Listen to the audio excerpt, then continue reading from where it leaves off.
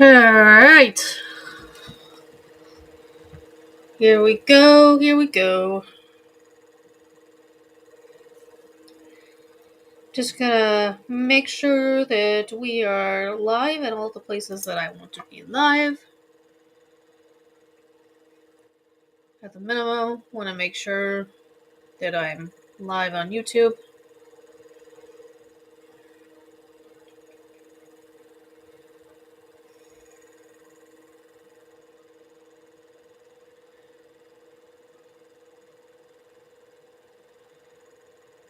Want to see how we sound.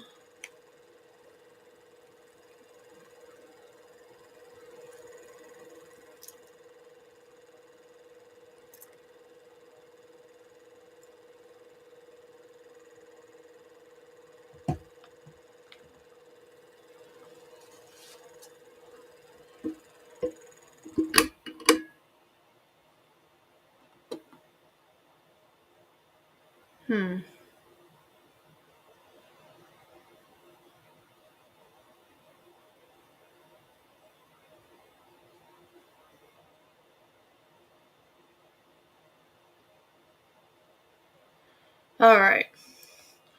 Figured out what the biggest part of our problem was with the noise. So, we got a lot to cover. First, I want to go to Twitter. I want to pull up DeSantis' announcement here.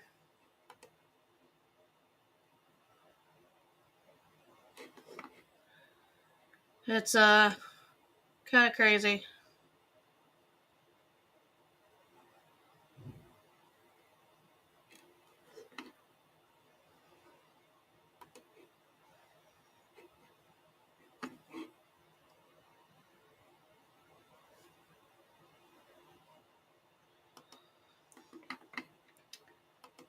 Let's look at a statement from Matt Walsh, which, depending on who you are, he's someone that you kind of love to hate.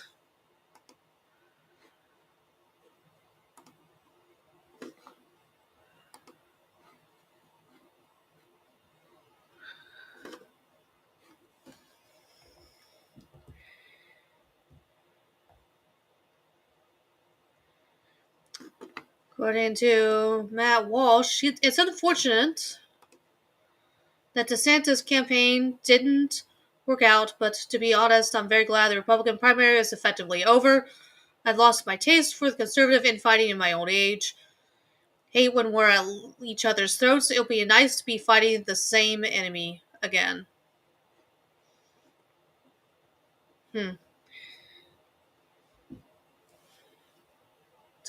It's a good point. That's a good point.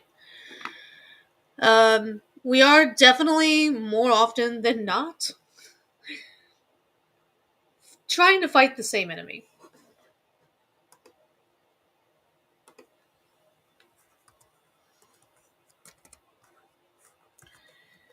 And I think that it can get old really, really quick.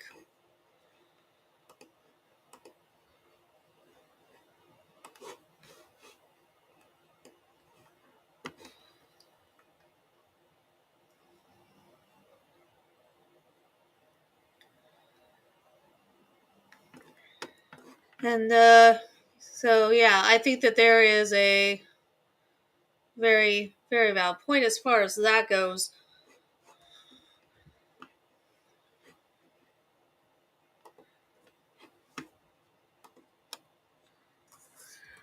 I personally thought that he was going to at least last until New Hampshire.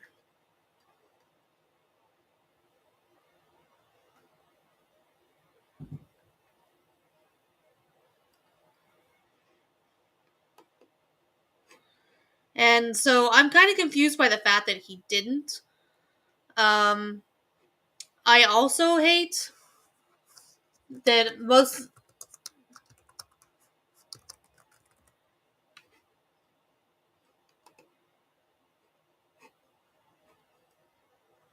I thought he was gonna. Wait a minute. I think I was saying that wrong. I I'm kind of surprised that he didn't last at least until um, New Hampshire. That he didn't try to fight his luck there. Uh, but he didn't. So now here we are. For better or for worse, here we are. And this is his official statement. It's interesting. Greetings from Florida. Also, The warmth of being home is his decision to endorse Trump with the way that they kind of went after him. It's like, really, you're gonna endorse Trump now? Okay. Not sure I'm really understanding why, but okay. greetings from Florida. The warmth of being home is a reminder why I've chosen public service, from joining the United States Navy and serving in Iraq to representing the people in the U.S. Congress and now serving as governor of Florida. And it reminds me why I decided to run for president, to fight for those who've been forgotten in this country. This is America's time for choosing.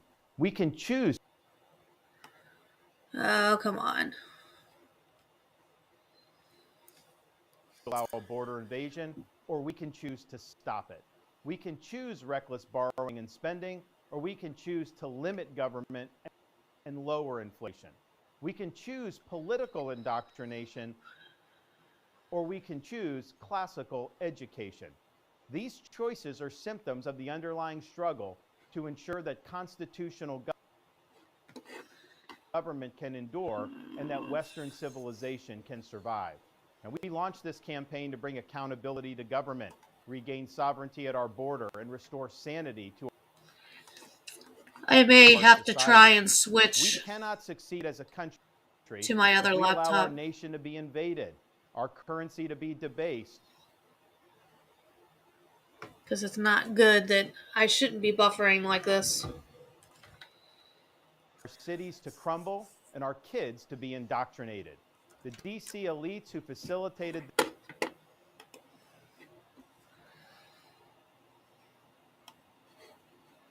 mess do not care about you, and they do not work for you.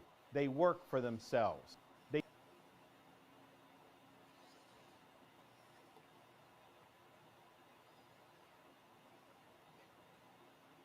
seek to accumulate power at your expense to pursue an agenda that is harmful to the American people. Citizens do not serve politicians. It is the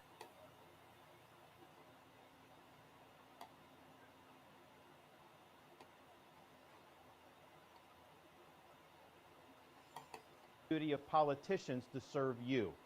Talk is cheap. Actions speak louder than words. Reversing the decline of this nation requires leadership that delivers big results for the people we are elected to serve.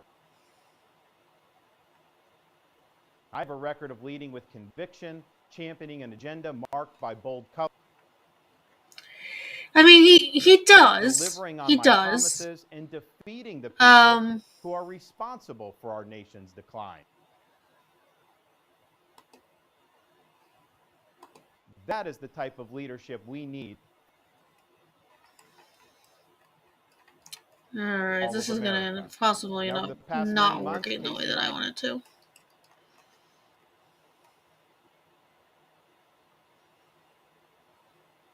I have traveled across the country to deliver a message of hope that decline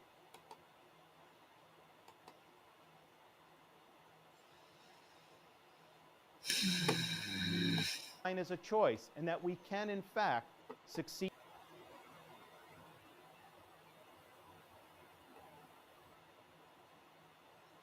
again as a nation. Nobody worked harder, and we left.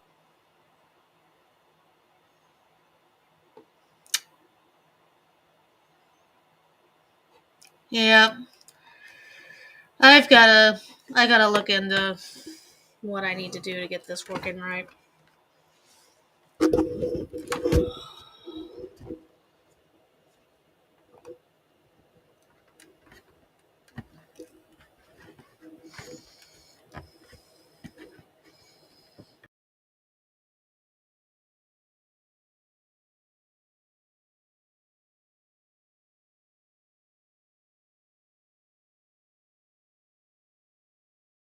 I was trying to hotwire it, and I don't think that's gonna.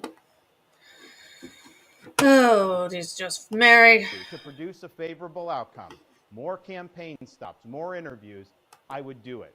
But I can't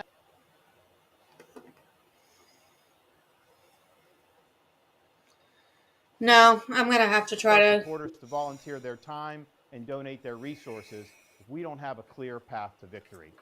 I have to switch. Accordingly, I am today suspending my campaign. I'm proud to have delivered on 100% of my promises.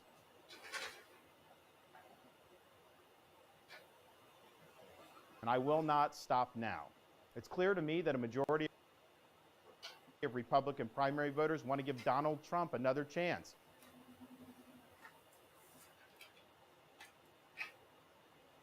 They watch his presidency get stymied by relentless resistance, and they see Democrats using lawfare this day to It's really unfortunate that I have to try and switch attack him. because Well, my I've had disagreements with other Donald Trump, laptop is not really working as well as I would like either. So, such as on the yeah. coronavirus pandemic and his elevation of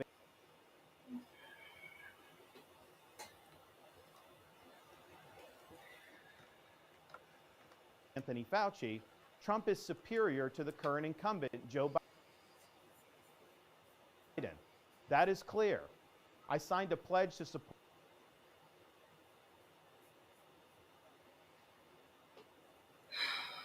This is just so unfortunate. the Republican nominee, and I will honor that pledge. He has my endorsement. I'm pretty sure that my days of being able to stream are just numbered based on the fact We that can't go back to the old nothing I have Republican wants to guard of work. Right. yesteryear, a repackaged form of warmed over corporatism that Nikki Haley represents. The days of putting Americans last, of kowtowing to large corporations, of caving to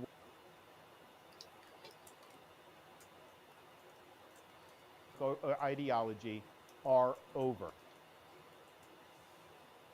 I thank all of our passionate supporters who have stood by us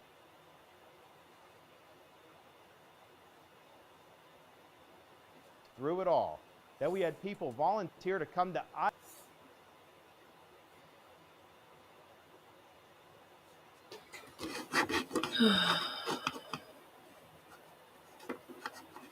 This is just so sad. Iowa in the middle of a blizzard to knock on doors and make phone calls touched us dearly. No candidate had more thrown at him, but no candidate had so many committed volunteers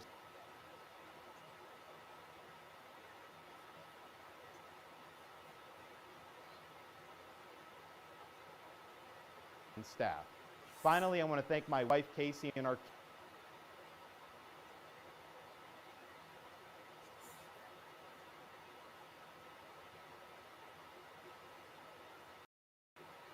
Madison, Macy. Casey's gone far above and beyond in her support for our campaign and for our cause. She's not only a great wife and mother, she's a great American who cares deeply about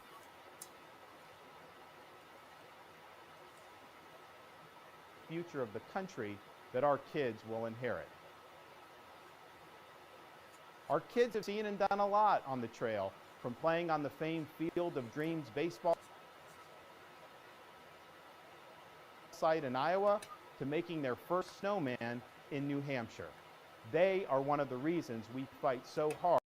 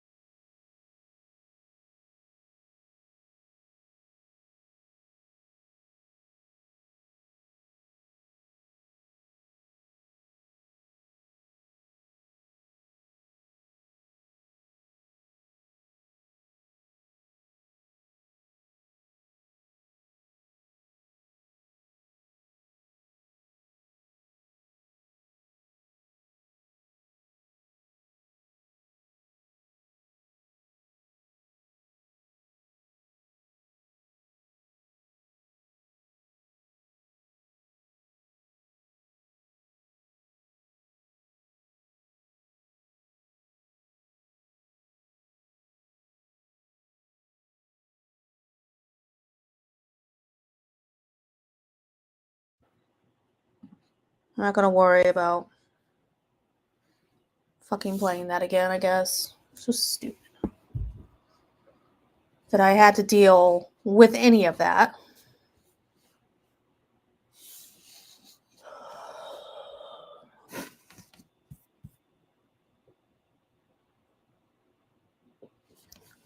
I would love for my life to just be like everyone else's. And this is what everybody else's life is like. They want to fucking stream, they fucking stream. Right? They just sit down and they just do it.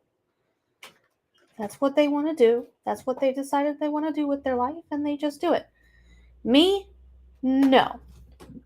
I get stuck in a situation where I barely have the money for internet, let alone a new computer. And so, because of that,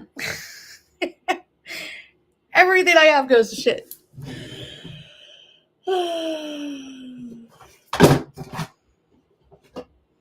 It's like, life's not fair, and then you die. It's kind of what I've had to accept. And I've kind of just had to accept that everything that everybody else takes for granted, I am just not allowed to do those things without a lot of challenges and a lot of things going wrong. And streaming just happens to be one of those. So, give me a... He should have waited for Nikki Haley to drop out. Yeah, see, that's what I've been saying. That's what I've been saying. But, interestingly enough, this does come back to something that, Vivek had been saying. He had been saying that they would try to slip in Nikki Haley, and he even said, believe it or not, that they were going to force him to be Nikki Haley's VP. They were going to force Ron DeSantis to be his VP. So, interestingly enough, banned for naughty words, someone did try to warn us that this was a very real possibility, that what's happening now is exactly what was going to happen. So, I'm not saying Vivek was right. I'm saying that it looks like Vivek could have been right. Because it is kind of funny the way that this all kind of ended up working out. We can't deny that. We can't deny that they tried to be like, oh, this is what's going to happen.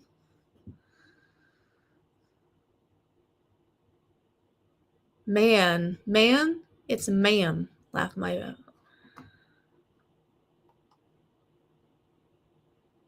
Oh. Sorry, I had to. Okay. You're fine. But Vivek was saying that they were going to force Ron DeSantis to be Nikki Haley's VP. And so, I mean, right now, it's looking kind of like everything he said was gonna happen is, it's kind of looking like Vivek might have been right. So this is interesting to me because, see, I say that all of his supporters are not going to go to Trump. I'm saying that they're going to go to Haley. And if Haley had dropped out, then all of her supporters would have went to DeSantis. But that's not what they've chosen to do. That's not what they've chosen to do. So, you can lead a horse to water, but you can't make him drink. You can tell him, you really gotta endorse Trump. Trump is the way. Trump is the only one that matters. But you can't make him drink. You can't make him bite the bullet and do what they know that they should do, which is endorse Trump. So there we go. I'm going to try to get something to work out here. I don't know that it is going to work out. Maybe I'm going to be able to change my microphone.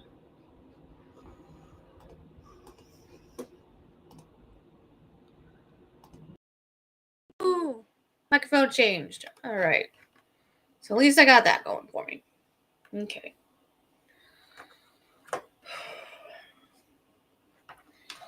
But yeah, I do continuously worry about the possibility that my days of streaming are numbered, because there's a lot that isn't really working the way that I would like it to work. And I'm not made of money, so I don't exactly have the money to switch out all of the equipment, get a decent computer, all that great stuff.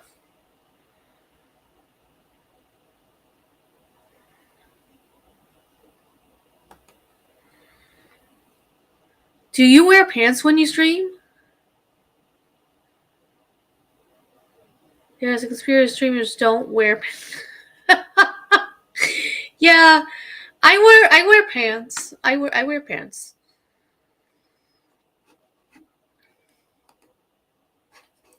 I view pants as potentially a good thing. I mean, I don't know. Maybe I'm wrong. Maybe I'm not, and maybe I need to start embracing the life of no pants. Oh goodness. So yeah, I think that he should have at least. I think he should have waited to see how things went with New Hampshire before he decided to drop out. But he didn't. So here we are, and now it's down to DeSantis and Haley, or just DeSantis and Haley. Now it's down to Trump and Haley, and hopefully, what's not going to happen is what Vivek believed was going to happen, which is him being forced to be Haley's VP. So it'll be interesting. I don't know how it's gonna all go out. I know that there are people that want Vivek to be chosen as Trump's VP. The following program thinks that that's not going to happen because, number one, he says that Trump doesn't want to choose a loser, and his feeling is at the end of the day, DeSantis couldn't win, right? So he's a loser, and he only wants to choose the best people, the brightest people, the ones that are the winners, that sort of thing.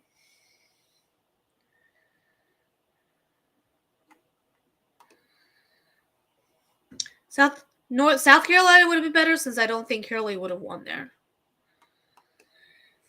I don't know. I think it was way too soon for him to drop out.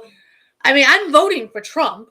Don't get me wrong, but I will say this: I'm not against the American people having a choice in the primaries and being able to say, I want this person, but I don't want that person. This person more closely represents what I think is best for the country. There's really nothing inherently wrong with doing that. But, some people get all bent out and say, "Oh, it's just so disloyal. How could you be so disloyal?" And it's like, focus on your candidate. Focus on what you think would have ended up being the best. Don't focus on getting all caught up in how dare this person run, how dare that person run. Make your case for why we shouldn't want something different. Make your case. And for whatever reason, that was really hard for a lot of people to do. They really wanted to get caught up in the idea that it was just horrible for these other people to be running. And I really don't think that you were going to get them to feel otherwise. You know,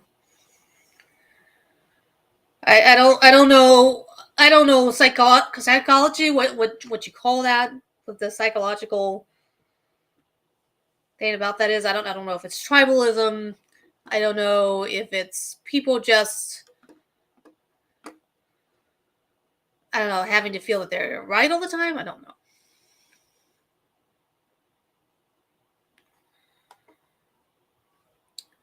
Vermin Supreme, is that the name of the guy? Is that who you're talking about? That ran with the boot on his head? That's weird. That's very strange.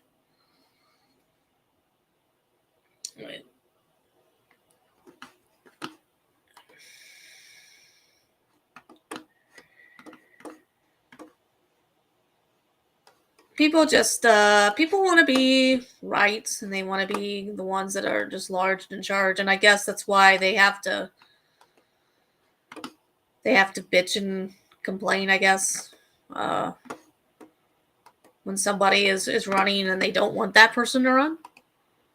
That's the only explanation I have for the stupidity that people do. So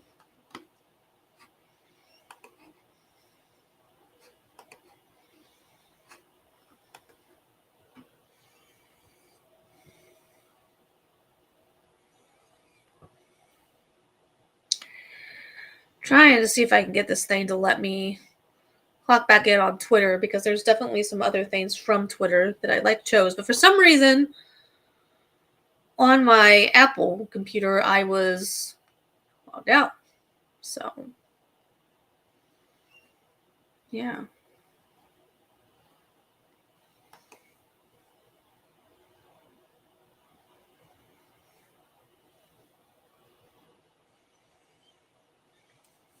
But it's gonna take a minute to do that.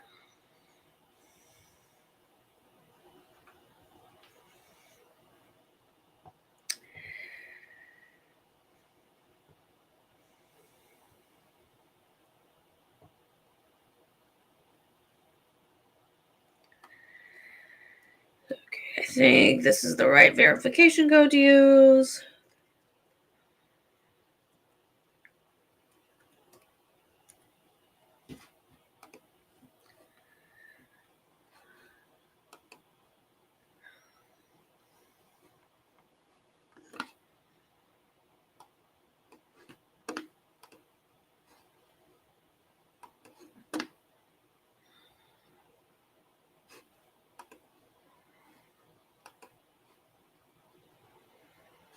Oh. Oh my god, it's this whole annoying thing. Trying to get logged back into stuff. Oh my god. Because now there's this code generation cap thing that I have to use.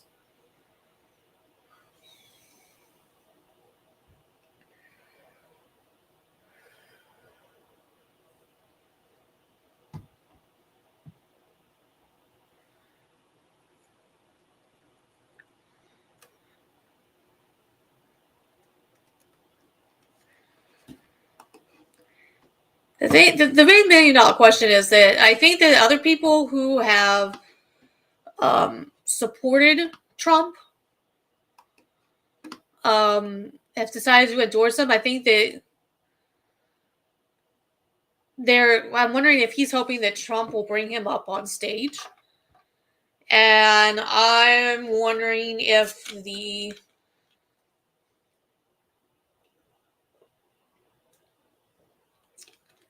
things haven't been too, I don't know. don't know what kind of olive branch he's going to extend to Ron DeSantis. And I wonder if Ron DeSantis would even be interested in angling for VP. He might be. I figure he might do it if he wants to try to angle for a VP. That might be a reason for him to do it. But I don't know if that's what Ron DeSantis wants. It's a very good question, and it's hard to say. I believe what I was saying. I don't know if I finished this thought, but I was saying earlier that some people would like to see him choose Vivek, but a possible issue with Vivek is he hasn't won anything. He's never won anything, and some people, like, I know the at the following program,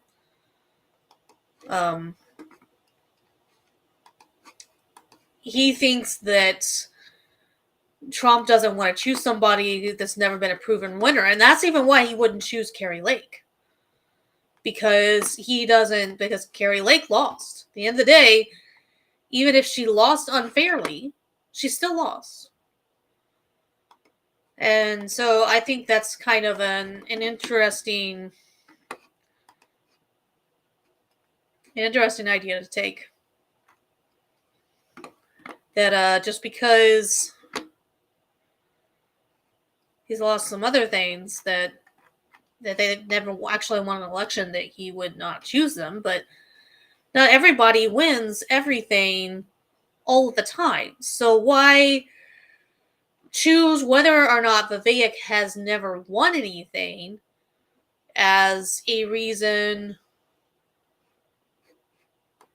to not pick him?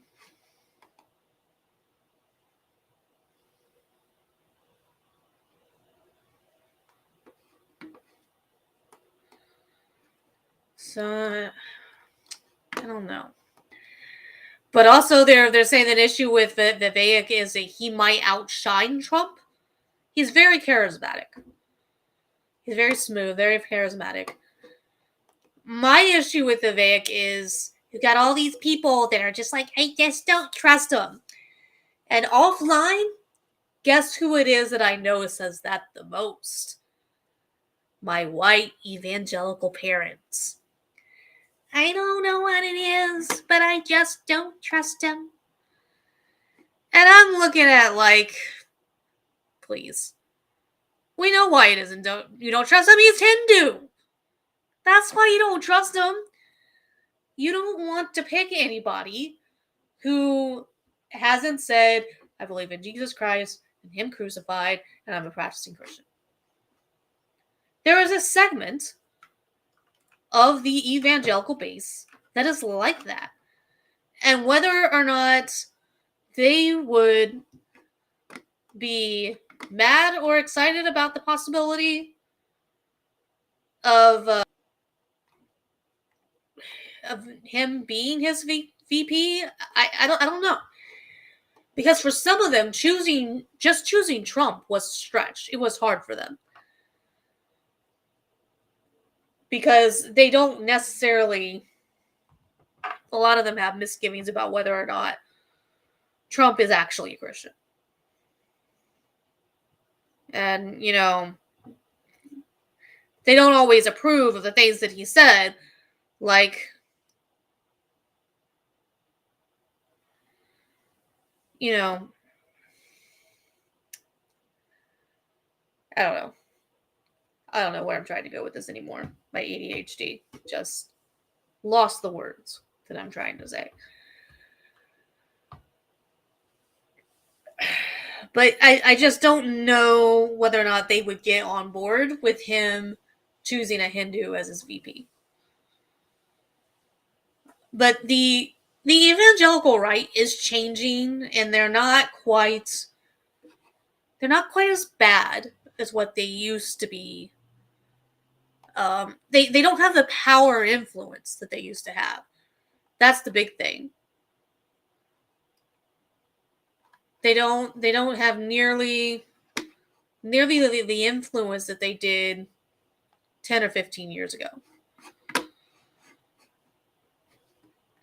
So there's that.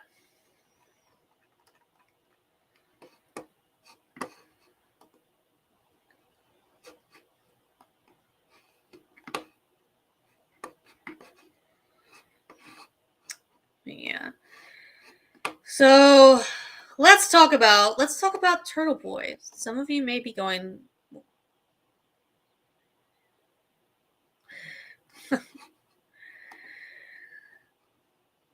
don't get me started on the Zionist, I mean evangelicals, aka Antichrist sect. Well, yeah. So I mean I don't know. I've never heard them called the Antichrist sect. That's a new one, but that's what I grew up in.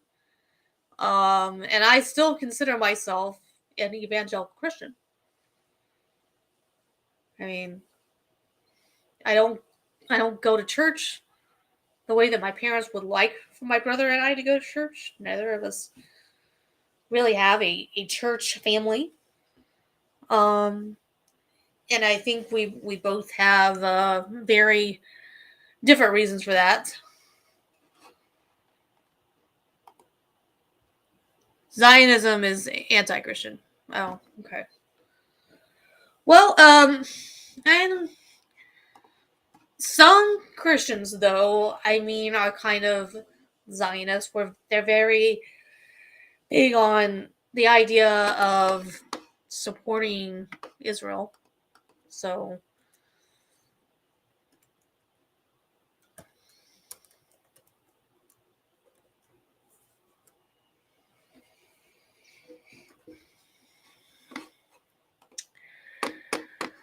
so let's talk about Turtle Boy. So Turtle Boy is a blogger.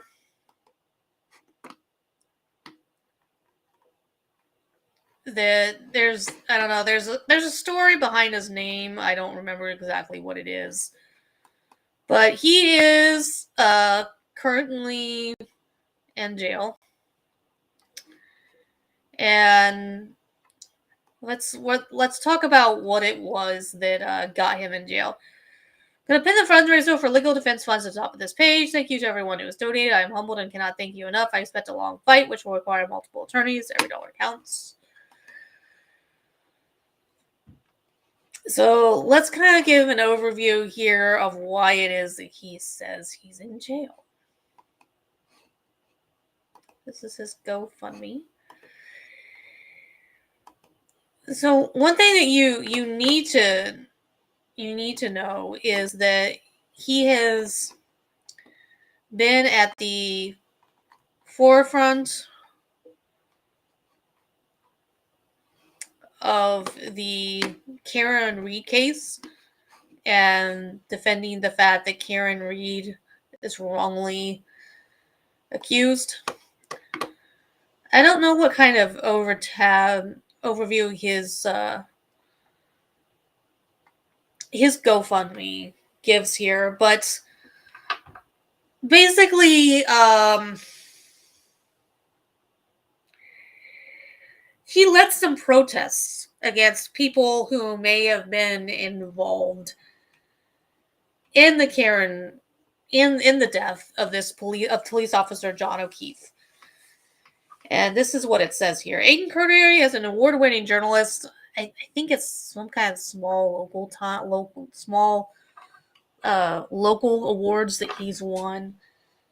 At least I know that there have been people that have been mocking him for claiming this. Who has uncovered and reported on the cover-up of John O'Keefe's murder and the subsequent framing of his innocent girlfriend Karen Reed. While the rest of the mainstream media has chosen not to ask questions directly to the conspirators responsible for John O'Keefe's death, Aiden has repeatedly asked them tough questions in person and held peaceful protests in Canton to raise awareness about the cover-up. For having the audacity to speak out against corruption and murder, the state police and the district attorney's office charged him with 8 felony counts of witness intimidation. That has now gone up to 16. So we're going to try to go over that and explain what the hell is going on with that. The message was sent loud and clear. If you exercise your First Amendment right and expose police corruption, they will send men with guns to your house to arrest you in front of your children's school bus. The Commonwealth will be throwing everything at Aiden in an attempt to silence his voice because he's too effective. He's aggressive, experienced, competent representation. To that end, we urge you to donate when you can to legal defense, blah, blah, blah, blah. So, what's the rest of the story here? Like, how were they able to justify the idea that he deserved to be arrested? Well, let's look at the laws in California, or California, might as well be California, about witness intimidation.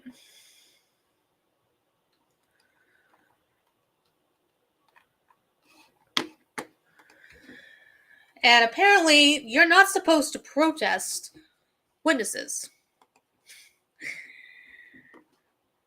I know, that's an interesting thing here.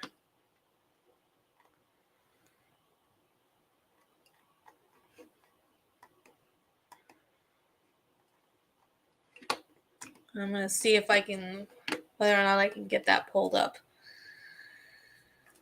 But, you know, he made the decision, I guess, at times to protest outside these people's houses. Repeatedly call them, even though they clearly didn't want to speak to him.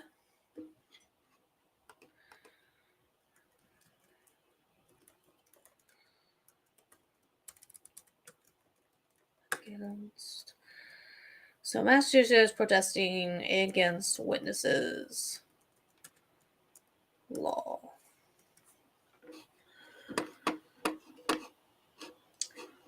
So let's share this tab. So whoever, with the intent of interfering with, obstructing, or impeding the administration of justice, or with the intent of influencing any judge, juror, witness, or court official in the discharge of his duty, pickets or parades in or near the building or the court, the Commonwealth. No, let's see. Let's get the entire thing here. Or residence occupied or used by such judge, juror, witness, or court officer shall be punished by a fine of no more than $5,000 or imprisonment of not more than 1 year or both. Nothing in the section shall interfere with or prevent the exercise by any court of the Commonwealth of its power to punish for contempt. And so there's basically videos of him kind of doing all of that.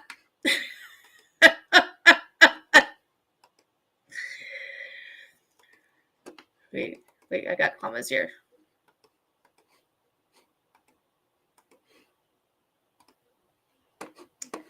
Wait a second. The guy gets arrested protesting a witness, but no one was arrested protesting a street court judge's house. Selective enforcement. Yeah, well, that is Massachusetts. That is a Massachusetts statute or law, whatever this is. So this is, and so that has, so I mean, it's kind of, it's a similar thing. But it's two different. You're talking about something that the federal government would have had to enforce. This is the state, something that the state itself decided that they wanted to enforce. I'm surprised that it doesn't. I kind of understand the idea of free speech issue involved here. However, imagine if you had a group of people that decided that they wanted to picket and that's one of the Epstein witnesses because they were convinced that they were lying. And who knows? Maybe some of them weren't being entirely truthful in everything that they said. But imagine that happened, and then they were like, "I just don't feel safe testifying anymore, so I'm not going to. But the thing of it is there's just so many issues that are propping up with the Karen Reed case, and now it feels that the federal the federal courts might be investigating wrongdoing either by the police investigating or the AG's office. It's not there's debate about exactly what is going on there because some of the evidence just adds up. The Karen Reed situation, what they're trying to say, what the police are trying to say, is that she went to drop her husband off at a party. Or no, her boyfriend. Karen Reed dropped her boyfriend, John O'Keefe, off at a party. Okay? And apparently maybe they had a fight. And then when she was backing up out of her car, she backed up the car and I guess and deliberately ran into him and then drove off, leaving him in the snow. His body was not discovered until several hours later. There is some possible evidence that proves he actually went into the house of the people that he was there to visit. Supposedly, like the Fitbit records all the steps that he took, and it appears that, according to the Fitbit, after he was dropped off, he had to have went up several flights of stairs. So people are contending that it appears that he actually went into the house and he was indeed alive when Karen Reed left. But somehow or another, instead, the people that were in this house, they were all police officers, whatever.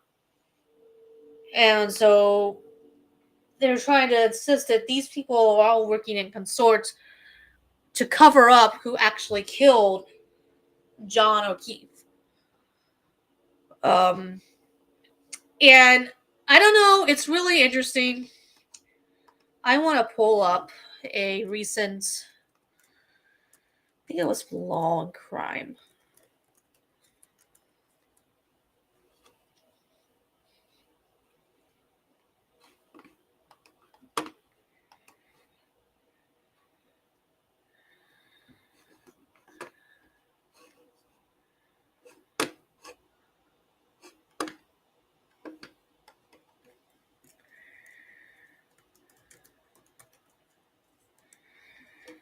See if I can find the video that they did about this recently.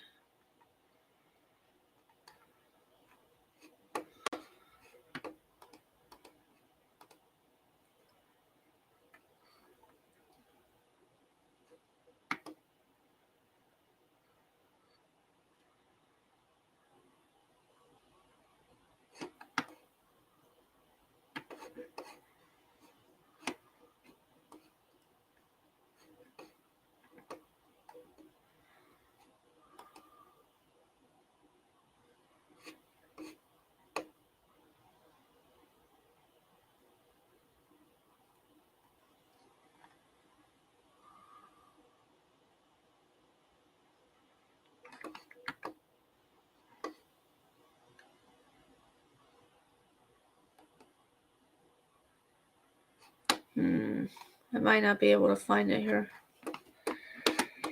But I wanted to pull that up because that is what really explains it. Explains the situation the best. And I was just going to let that play.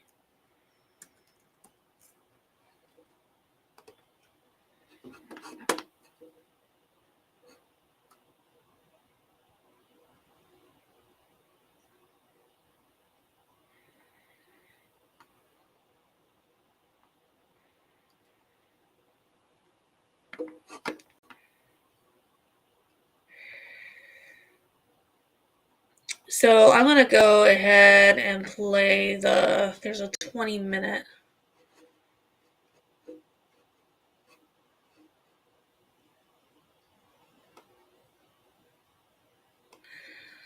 Okay, so this will help explain Why not have it all? the case.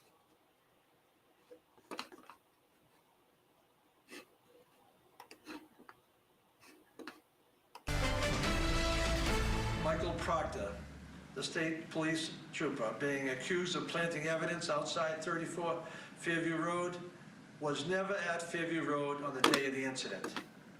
Proctor and his state police partner traveled together the entire day while other officers were processing 34 Fairview.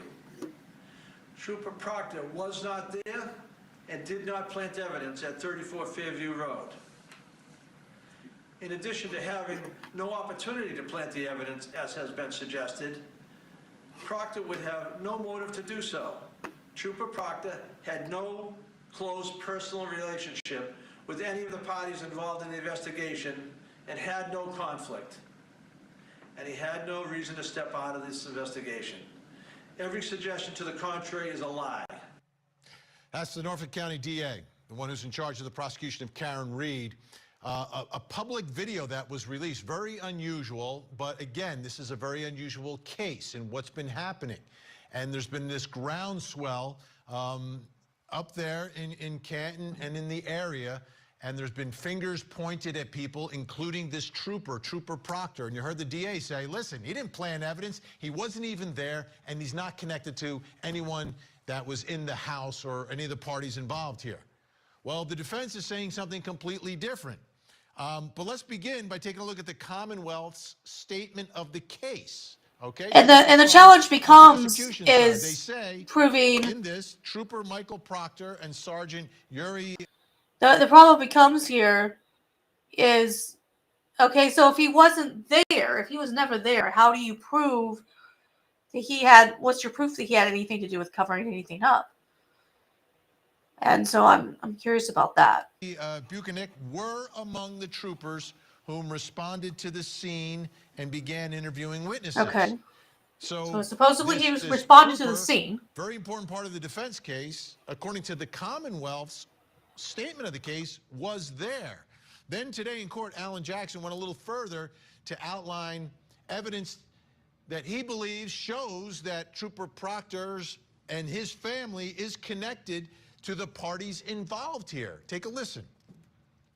We've established that there is a close personal relationship between and among Michael Proctor and obviously Elizabeth Proctor and these third-party culprits that have been implicated in this case that we've brought to the court's attention, the Alberts and the McCabe's. So he calls the evidence that we've procured and that we've presented to the court as lies. Well, let's look at those lies for a quick second. We have presented the court with photographic evidence, not something that we came up with, something they came up with. Photographs in Exhibit C in our moving papers. And I'll just cover a couple of those.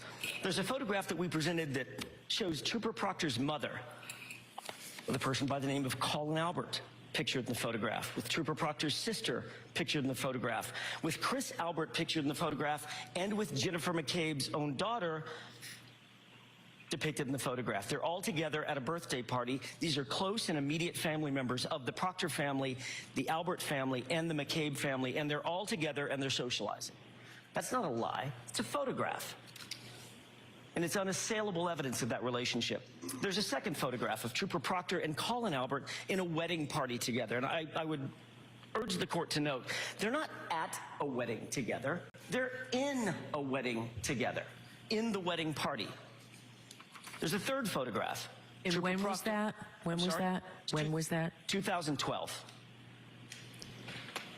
So this relationship, as the court just noted, and I was about to get to in a second, is not just days old, months old, weeks old. This relationship is decades old between these families. There's another photograph that the court has seen, Trooper Proctor literally on the dance floor with Colin Albert. Trooper Proctor was seated at the same table having dinner with Colin Albert, Chris Albert, and Chris Albert's wife. But I would highlight the last point that I think should be highlighted for the court's attention, and that's the Facebook post. Trooper Proctor's mother refers to the Albert family as the Proctor's second family. So one might actually ask Mr. Morrissey, who's actually lying in this case? Okay, so now let's take a look at this visually, because he's throwing a lot of names out there, and it's a little confusing, so I want to make it a little less confusing. So the Proctors are that's the trooper. But what is his connection to the So, Alberts and the McCabe's, et cetera? But who are these people? so all of this, so being at a wedding is proof of something. I mean, I don't know. All of these people were police officers. I don't know I don't know what that is proof of, or if it should be considered. So proof this of is the anything. house where John O'Keefe was found dead on the lawn. It just okay? proves that they knew each The other. owners of the house are Brian Albert and Nicole Albert. They are married. Now, Brian Albert has a brother named Chris who's married to Julie. They have a son named Colin. So Colin is an important name in all of this. Chris, Julie, again, brother of Brian Albert. Brian Albert and Nicole, they have children, Caitlin Albert, Brian Albert Jr., and then there's a friend of theirs, Julie Nagel. Then you look at Nicole Albert, her sister, another important name in all this, Jennifer McCabe. Jennifer McCabe, who's married to Matt McCabe. So this is the house. So the night that John O'Keefe got out of the car in front of the house and either went to the party or was murdered or run over by Karen Reed, who was in the house? Take a look. This is what's alleged here. Brian Albert's there. Nicole is there. Chris and Julie are not there, but their son, Colin, is there, which is Brian's nephew. Their kids are there. Brian Albert Jr., Caitlin, and their friend Julie. Also there, very significant, is Jennifer McCabe and Matt McCabe. All of this, trying to understand the names, the relationships, and does it all lead to some conspiracy, bias, framing, planning evidence? Let's bring in our guests. Joining us in New York City, attorney, podcaster Melanie Little is with us. In Boston, Massachusetts, criminal defense attorney and author of the books Super Predators and Law and the Tough on Crime Myth, Peter Ellikin is with us. And down in beautiful Jacksonville, Florida, retired FBI Special Agent Jennifer Koffendorfer. Great to have everyone here. All right, Melanie, I'll begin with you. So is the defense really predicated on the fact that Trooper Proctor, who was at a wedding and his family is close with the Alberts, is literally planting evidence to literally frame Karen Reed for murder? Is that what the defense is saying here, Melanie? I think that's exactly what they're saying, and they're also saying that there are a lot of questions of fact here. You know, if Trooper Proctor, who was the lead investigator, I hate to interrupt you. I just want to preface our entire conversation tonight. I'm not concerned about reasonable doubt. Okay, reasonable doubt. That's. I want to know about the truth tonight, because the defense is saying John O'Keefe was murdered by people in that house, and the prosecution saying he was murdered by Karen Reed. So I want to look at these as two cases and evaluate what's going on here. Let's begin with the defense case. So Melanie, go ahead. I'm sorry I interrupted you. But I understand this is a case that's going to be tough with reasonable doubt. But I want to get to the truth tonight. So what do you see in terms of these relationships? Is that enough? Like someone would do this? Frame this woman? well, I can't see why anybody would find it so beyond the pale that it could never actually happen. I mean, if it is true that Michael Proctor, who's the lead investigator on this case, has close ties to the Albert family and to the McCabe family, everyone inside that house was a relative except for one person. So if the defense can show that there are close second family type ties between everyone in that house and the lead investigator on this case, that could be something that definitely could lead to reasonable doubt. I know you don't want to go there, but that's exactly what they're saying. I'm not concerned about the reasonable doubt tonight.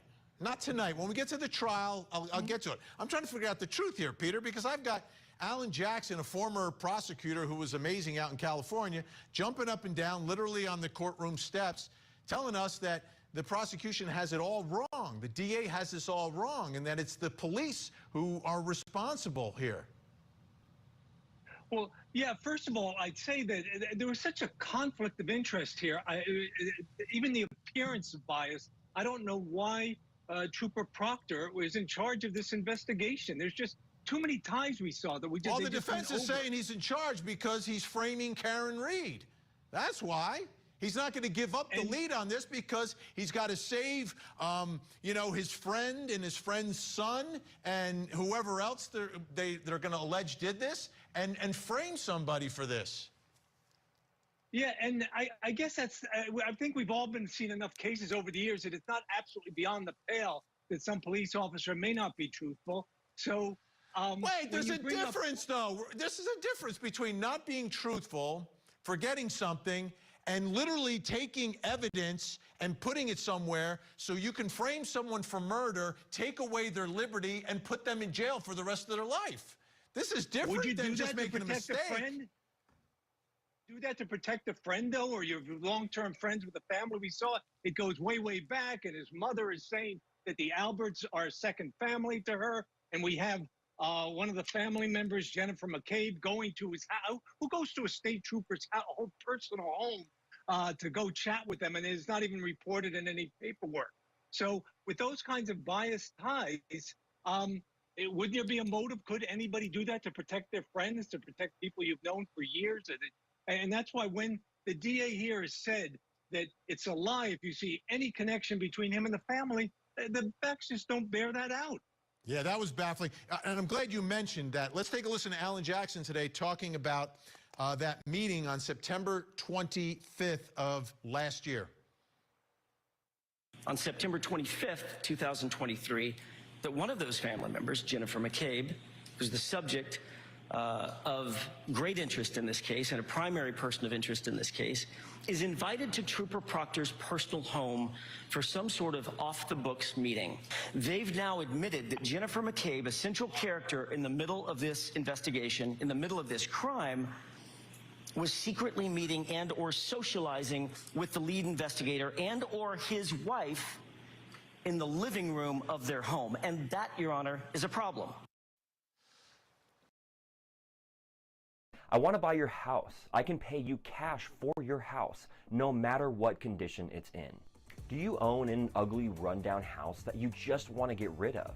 Let's be real. The time and money you'd be spending fixing up an old, ugly house is not worth the trouble.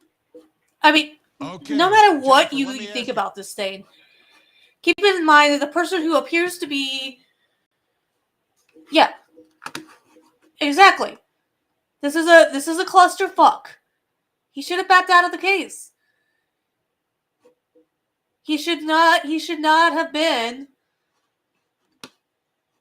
If all of that appears to be true, he at the very minimum should have excused himself. Now, this is a small town, so I don't know who could they have found that maybe did not have some sort of relationship with this guy. I think that's a fair question as well. Should the FBI have taken over? We, the public, that the DA state comes investigators out and have says taken over. There's no relationship with the family here. But there obviously was a relationship with the family, and that was a lie. And it seems that that's not necessarily true. And then McCabe going to Proctor's house. I mean, should there be some concern here? I think it's very important to truly understand the relationship. Brian Albert, who lived in the house where this incident occurred out in the front, his brother's wife's sister was friends with Proctor's sister. Okay, that's how far removed. I just hope your audience, the attorneys that are present. One more time. Okay. We'll do it together. Brother's wife's sister was friends with Proctor's sister. Okay, that's how far removed. In other words, I could tell you, I have no idea who my sister-in-law's sister's friends are.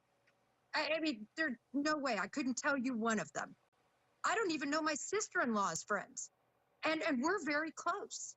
So my point is, this is how far removed it is. And then it's, again, Proctor's sister. Trooper Proctor and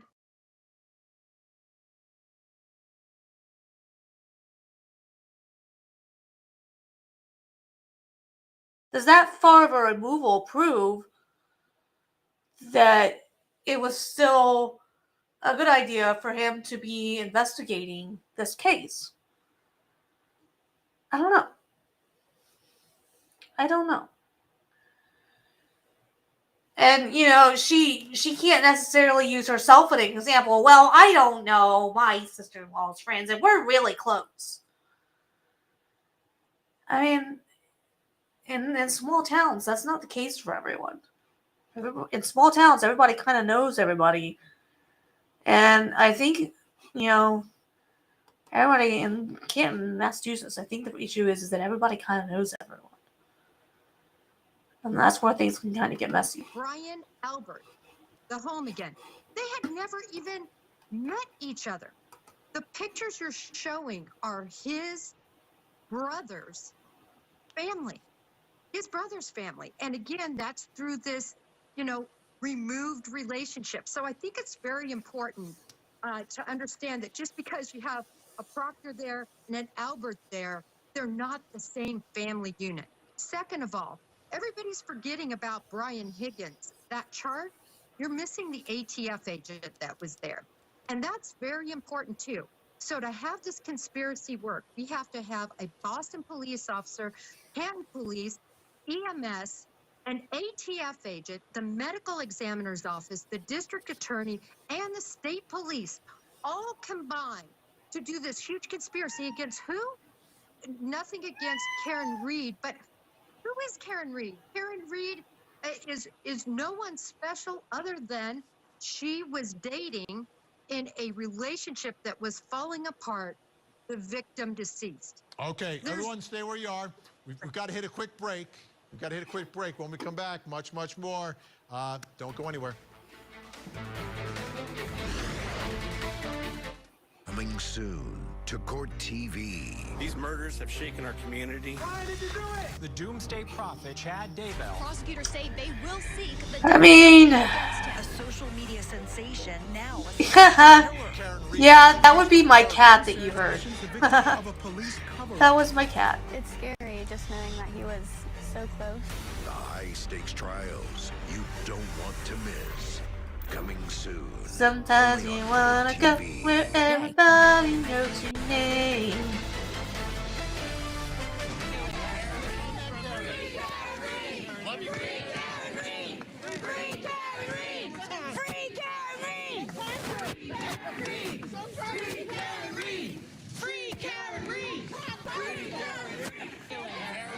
All right, folks, there's the scene. Like I said, you don't see this. You just don't see this.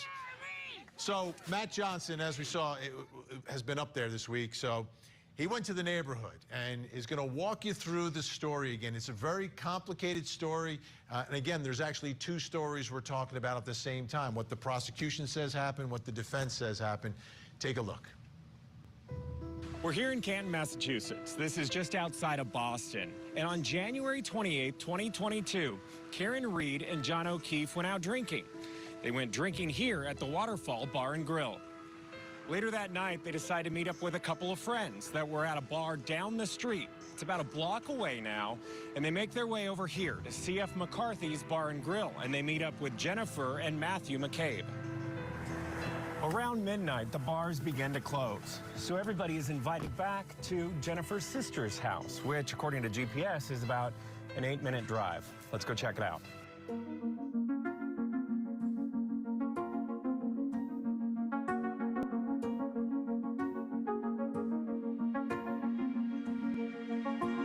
They eventually make their way here.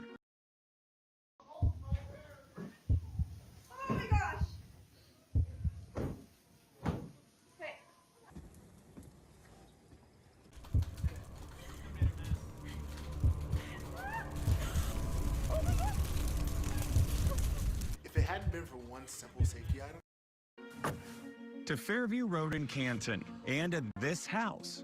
This house was owned by Brian and Nicole Albert. At the time, Brian was a good friend of theirs, and also a police officer.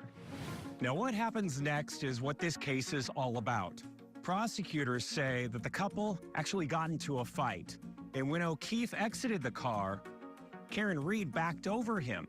leaving him to die in the curb here in front of this house during the snowstorm. Police collected a lot of evidence at the scene, including what appeared to be a broken cocktail glass with blood around it, and also a broken taillight. Now, Reed says when she pulled up to the house here, she wanted to know if the couple was really invited. It was late at night. So she watched John O'Keefe walk up to the front door over there. And when he didn't return to the car and didn't return her phone call, that's when she said she went to his house and fell asleep. The next morning, Karen Reed hasn't heard from John, so she starts making phone calls, and then she comes back here to the last place she says that she saw him, over at this house on Fairview. And that's when he's discovered, lying in the snow dead. Now, Reed's defense says a very different story. They say that John was actually beaten up in the basement of this house and attacked by the family dog. They claim that he was dragged outside and left in the snow to die. Now, But being why did they beat him up? See, that's the thing that... mind. Why didn't someone see anything? Because the neighborhood, it's... My big thing is what were the motives for beating him up? It's fairly dense. The houses are close together. But you have to keep in mind that this happened in January, in the middle of the night, and it was also a snowstorm, whiteout conditions. Now, another key for the defense is the snowplow driver who said that he cleared Fairview Road here the morning that John O'Keefe was found dead. He claims that he didn't see a body in the road or near the road. Okay, all my guests back with us, Melanie Little, Peter Ellican, and Jennifer Koffendorfer. Melanie, which case is easier to prove? That he was murdered in the house or that he was murdered by Karen Reed? Perhaps. I have so many questions. I think it's easier to prove that he was murdered in the house. Tell me why. In my opinion. I mean, where's the dog? Where's the dog? I saw the photos of John Proctor's right arm that were taken at his autopsy. They have what clearly looks to me to be like animal scratches on them. All of a sudden, the family dog of 7 years, they had a German Shepherd in the house. The family dog is gone. They rehomed the dog. The dog is missing. The dog's DNA cannot be tested to see if those were, in fact, animal scratches. You know, there's a cocktail glass allegedly on the lawn. They never searched the inside of the house. Why did they never go inside the house to see if they had those type of glasses inside the house? Why was the basement flooring ripped up? The house was sold. Why did this police officer who owned the house and his wife never come out of their house to look at the scene when there is a dead police officer on their lawn? I have so many questions, and I think at the end of the day, the jury is going to have to decide the facts. And if we have so many questions from looking at these facts, I think a jury is going to have a lot of questions too. Jennifer, which case is easier to prove? Oh, without a doubt, the case that he was hit by Karen Reed. She had the motive. These are not dogs. What the fuck does she think those are? Okay. Scratches. That has been said by two medical examiners, separate medical examiners that examined him. Also, there were samples sent to a lab in California to test for non-human or canine DNA. Negative. So I find it so interesting that people want to look at a picture and all of a sudden they're medical examiners, they're doctors with PhDs, and they can say these are dog scratches. No, they're just people who think analytically. And I mean, to me, those scratches look sus. Those markings look sus. Now, you could make the theory that when she hit him, he was pushed into shrubbery, and maybe there's no shrubbery. You could make that argument, I suppose. Second to the point there, the Brian Albert, they sold their house months and months after that. Also, they had a leak downstairs in the basement that resulted in quite a lot of damage, and that's why the flooring was replaced. As far as how convenient though that they had a leak.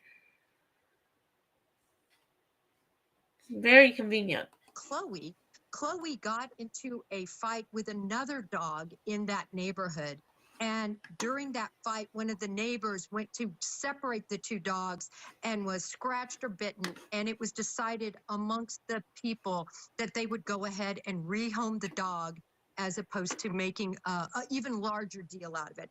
So there are very logical explanations, but these are the types of innuendos that have been completely blown up. Elon Musk is set to destroy Hollywood. That's right. His newest. I mean,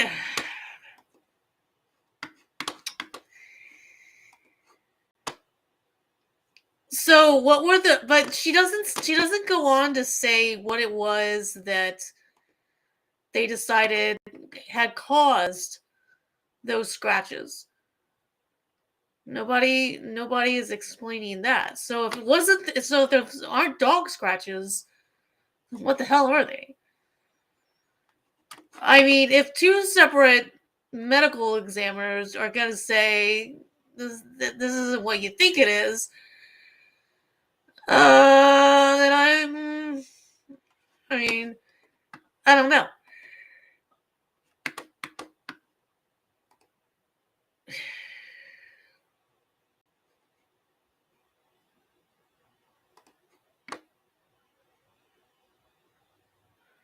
Yeah, that's another good question. And see, we don't know for sure because they're not releasing a lot of information. So these are details. These are details that may not come out until trial.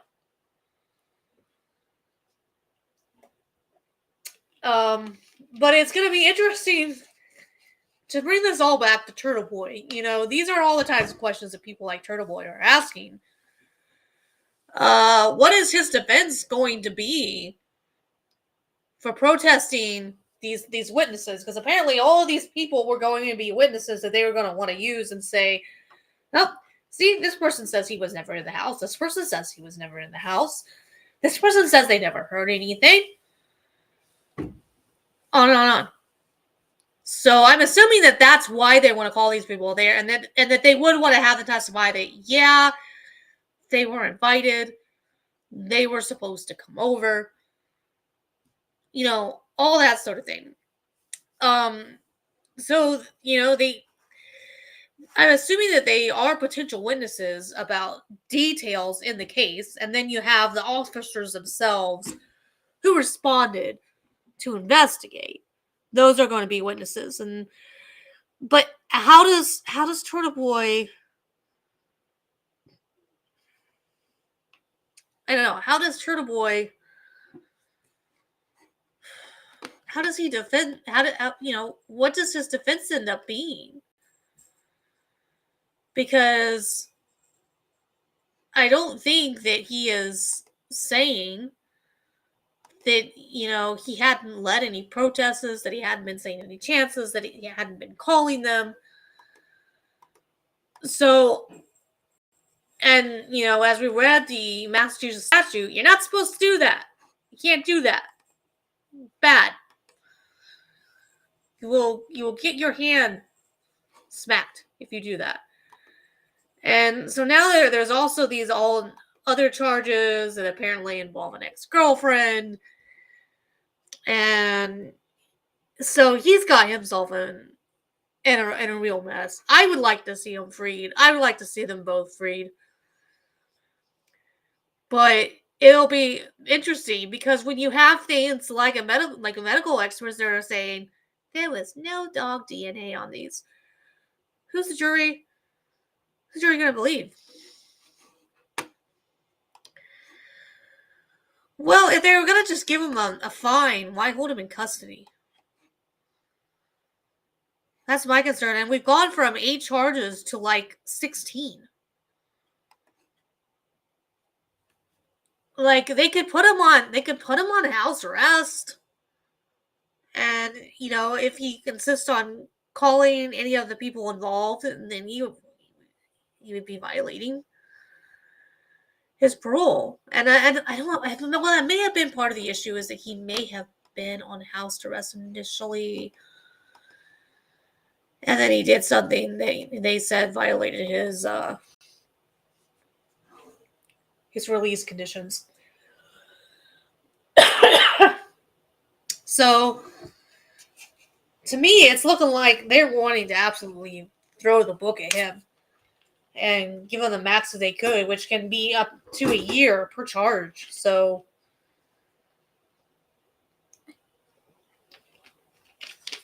I feel bad for the guy. I feel real bad for the guy. And I hope that things work out for him and he gets released.